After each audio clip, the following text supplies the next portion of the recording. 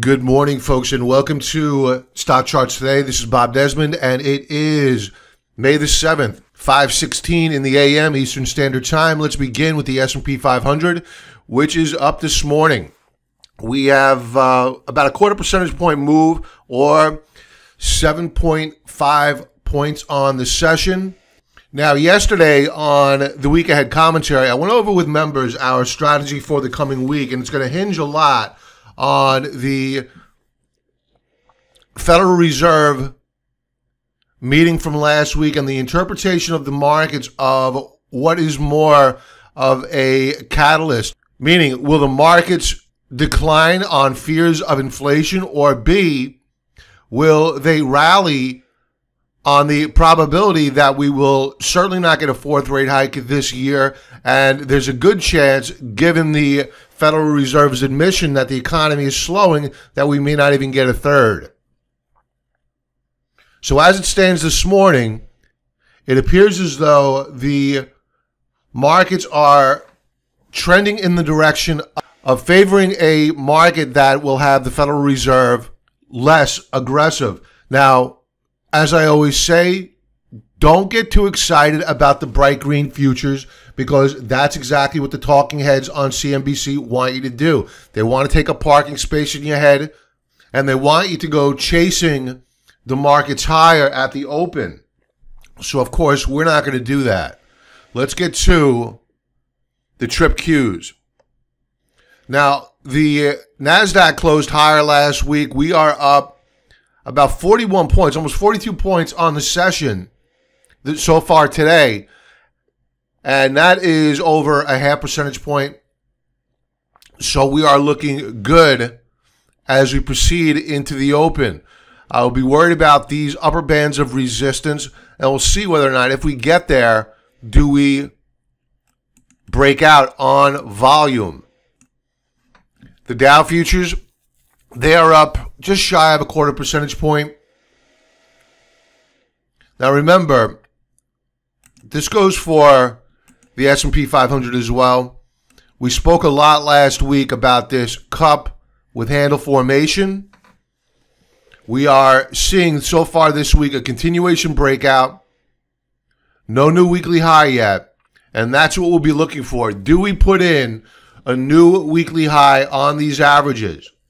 Members, I spoke about the significance of a new weekly high on the week ahead commentary yesterday. If you haven't watched it, please go check that out, where I review the strategy for this coming trading week. Let's get to the U.S. dollar. All right, the U.S. dollar, surprisingly, I have to say, after that Federal Reserve meeting last week, I expected the dollar to weaken up, and it's behaving very strong, much to my chagrin.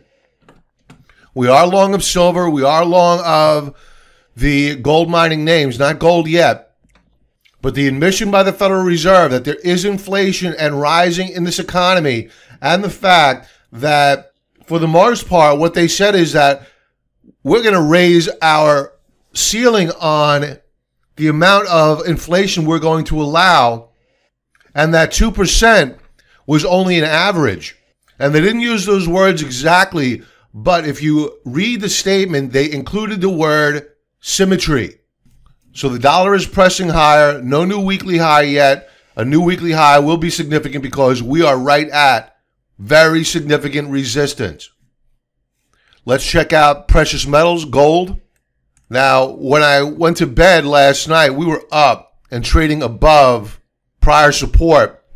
We have given up those gains, and we are now slightly negative on the session. I think that we'll probably see some backing and filling here, but I'm not quite sure, unless there are some really serious problems over in Europe and in Japan. I'm not quite sure exactly why or how the U.S. dollar is staying so strong after that Federal Reserve announcement last week. So I'm very, very suspect of a rallying U.S. dollar, but I can be as suspect as I want. If we continue to put in new higher highs and close there, then that's all that matters. Mr. Market has spoken. Let's check out silver. Silver has pulled back from Thursday's highs.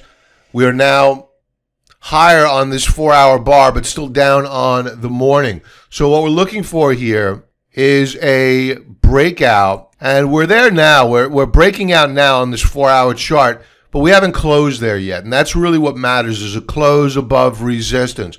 But what I think we're seeing here is the beginning of a very strong base and a breakout on silver. In fact, you have a head and shoulders set up, an inverted one. Left shoulder, head, right shoulder, and here's your neckline. There you have it. Let's take a look at oil. Oil, another weekly high this week. So oil is pressing higher. Remember, we spoke about the energy sector as being a watch area yesterday on the week ahead commentary. Go check it out. And in fact, let's segue now into the stocks that we're watching for the new trading week.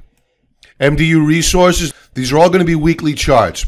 MDU Resources, a massive cup with handle formation, and we are now breaking out. We're a bit extended on a daily basis. We'll be looking for a pullback, and we'll look to enter MDU. I went over MDU last week on Best Stock Charts. Go check out that commentary. We called the breakout. We got the breakout. MDU appears to want to move higher. Kirby Corp, this is a stock that is in the energy sector. A bullish key reversal last week. A breakout of a long consolidation. Another one that I spoke about last week as well. Go back to Best Stock Charts. You can do a search in the search bar if you'd like on the vlog. Go back and check out that video. In fact, I'll link to it at the end of this video if you watch this on YouTube, and it should come up if you're watching it on the website as well. Volume last week, outstanding. We broke out an ultimate oscillator, looking good.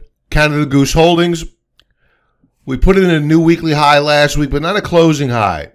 So we're very close to pulling the trigger here on GOS to the long side. So members, watch out for an alert. We were in a tight triangle formation. We broke out 3 weeks ago.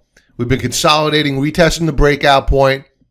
We appear poised now to move higher. We have a double bottom setup on Stokes, and we have a breakout. RSI is still rising. It slowed down some, but I think we're going to pick up momentum fairly soon. Union Pacific, weekly chart. We remain in the triangle formation. The shares of Union Pacific, which is a Dow Transport stock, showed relative strength versus the Dow Transports last week. And you may be saying, Bob, Union Pacific closed down 0.79% last week. Well, the transports closed down 1.7% last week. So clearly an outperformer relative to the Dow Transports. We held support after retesting it. So would I go buying it right now? Not a big advocate. I think you can, as long as you use a stop right below last week's lows.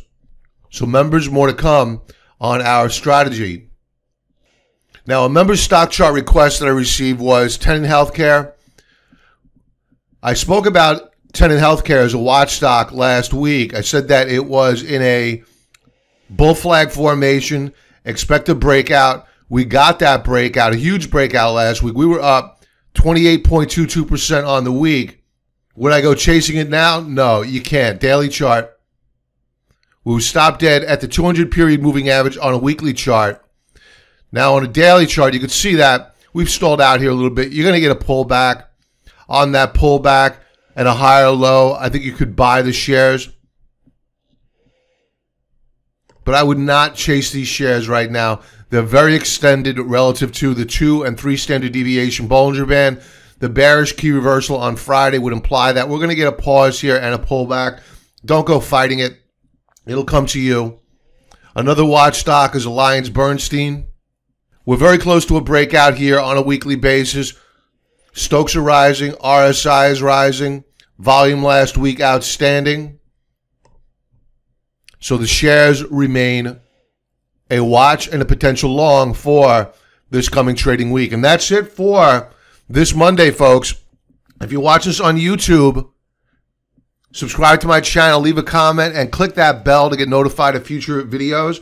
If you watch this on the website, enter your email address. We'll send you out a couple of free trade tutorials. We hate spam too. And if you found us through StockTwits, Twitter, Facebook or Seeking Alpha, follow me there, leave a comment, and I'll definitely get back to you. Everybody have a really profitable trading day and be well.